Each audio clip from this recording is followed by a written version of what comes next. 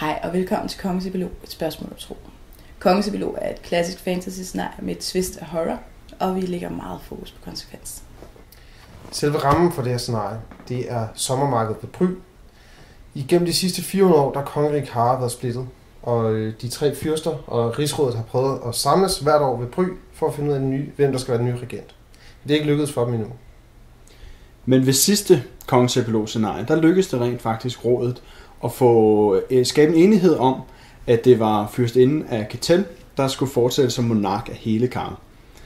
Og selve kroningen skal derfor ske til det her scenarie, og det bliver jo spændende at se, hvor langt vi når med det. Men nu er det ikke kun et marked for adelige. Vi sørger for, at der vil være skjaldedyster og alkemistdyster, og vi vil sørge for, at der vil være ridderturnering, hvor alle kan deltage på lige fod med alle andre.